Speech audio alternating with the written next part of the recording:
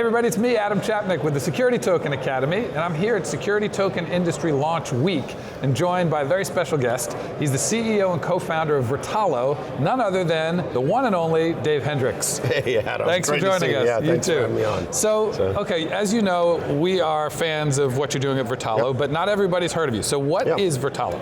Okay, so what Vertalo is, it's a compliance and liquidity enablement platform. We help issuers, BDs, and custody platforms bring assets on board. And then we help those issuers and BDs manage a stakeholder registry. Right. That means everyone who holds a token. And then furthermore, we help investors manage their own holdings of those tokens. We do both of these things on chain. We take the ownership of the issuance, and we put that on chain for the benefit of the issuer and the investor. And we take KYC, AML, and accredited investor status or qualified investor status, and we put that on chain too. Why do we care about the chain for these two things? We want to create portability of ownership and eligibility to enable liquidity. We think it's very, very important for people to be able to bring these two credentials, something they own and their eligibility to buy or sell, right to a trade. And that's why we're here.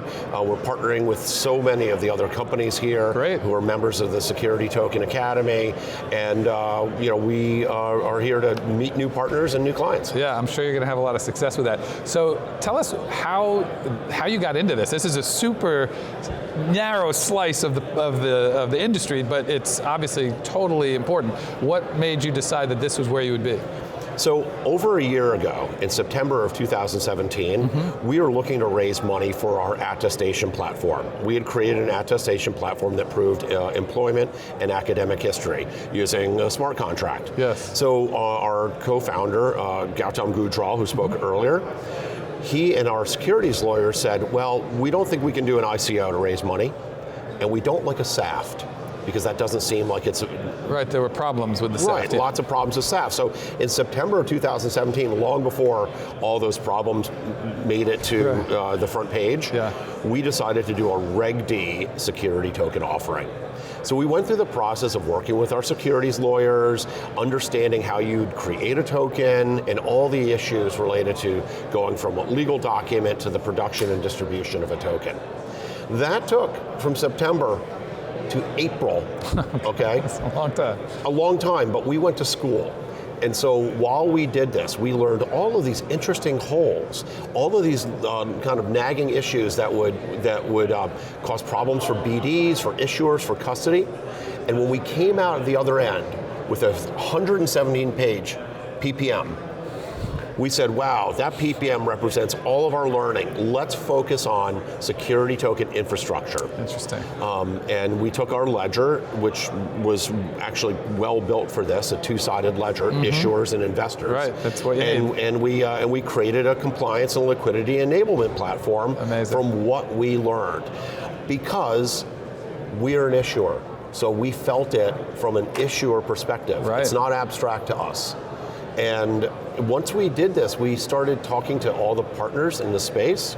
Here are all the issuance platforms, the broker-dealers, the custody platforms, and the exchanges, comparing notes. And we said, bridging the gap between primary issuance and secondary trading is a huge business. So we created Vertalo. It's tremendous. Liquidity enablement platform. It looks like a cap table for crypto. That's great, and it's great timing because we're at a point where there is issuance, but we're in that gap before the secondary can happen. So it's actually a perfect time. So what are the most interesting tokenizable things for you? What are the opportunities for you that are most interesting to you? So I think everyone agrees that assets that can be fractionalized or that are already fractionalized, like real estate, that's a great category. It's not our specialty. Interesting. We come from the world of VC-funded technology startups.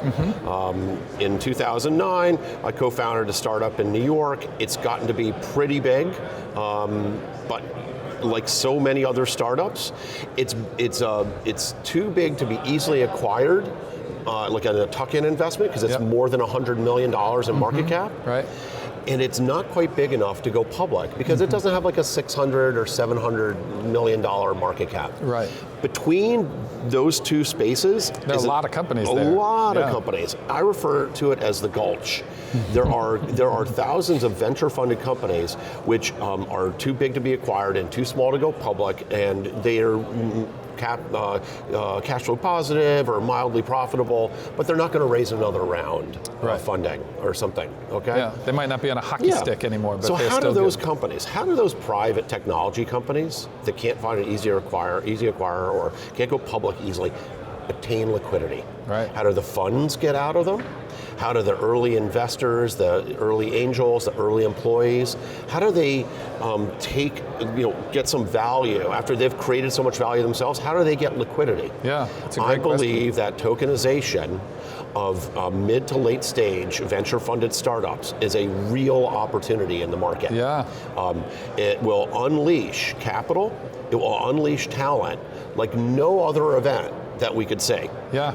It's not simply taking paper securities and moving them to digital securities.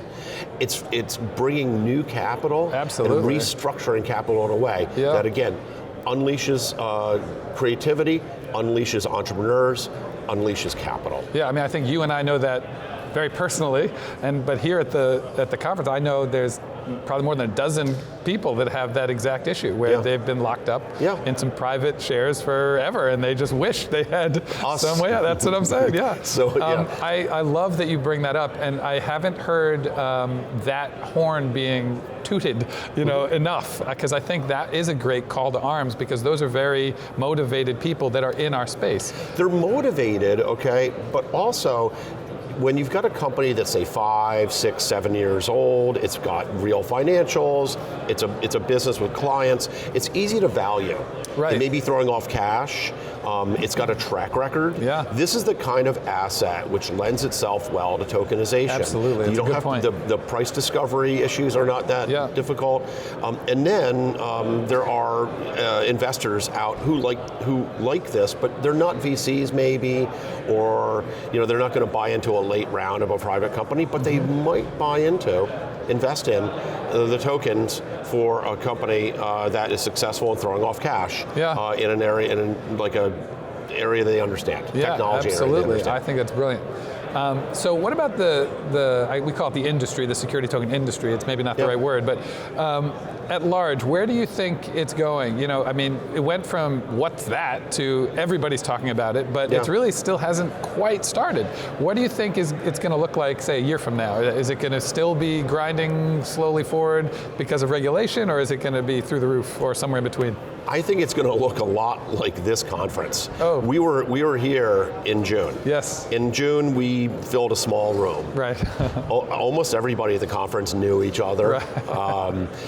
Fast forward, 4 months later, this conference is a blowout. It's 3-4 times the size, and you've got real companies, big financial institutions, law firms, big companies looking at this space. Right. The amount of talent, the amount of capital that's coming into this space, the amount of brains, to me is predictive of a year from now, success. And what does success mean? Yeah, what does that mean? Success means some real companies, maybe later stage, some real estate projects, some real investable assets, maybe even debt or derivatives, coming into the security token landscape and being, if not being traded, having been issued and in lockup waiting to be traded. I mean, 2019 is a big year for security tokens. 2020 is really the year when more issuances come out of the restriction. Right. But here's the important part. We cannot wait until issues come out of restriction to have all of the pieces built to deal with the secondaries. So what we're working on and having discussions with other companies about are creating sandboxes to model trading. Oh, great. Okay, to model liquidity, to start working through the kinks of the industry. Because interoperability is not a nice to have for the security token industry. Right. Interoperability is a must-have. Yeah. There's going to be overlapping players. There's going to be competing issues. There's Yeah, it's a friction that you need to get the old model into the new model, and if it doesn't, we don't have the interoperable exchanges, that's going to be a problem. So what we have in 1 year is a bunch of partnerships, a bunch of companies working together to actually fulfill the liquidity promise. Yeah. Okay, which is what everyone's doing this for. They're doing this to take illiquid assets and make them liquid, and it begins next year. But it only begins if people invest in the fundamental foundational technologies that enable compliance, okay, legal trading, legal sales, and trading. Amazing.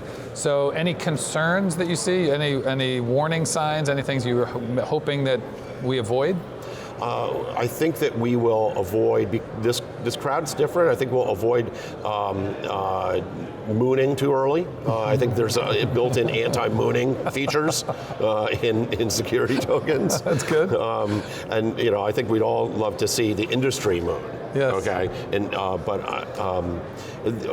I think what we need to do is try not to compete over small pies, but rather partner to make the industry successful. And then we can once we build it up, then let's go compete really. Right. Let's fight over deals. Let's demonstrate that these deals can be done. Yeah, amen. Well, as usual, it's great talking to you. Thanks for joining us once again. Dave Hendricks from Vertalo. Thank you, Adam.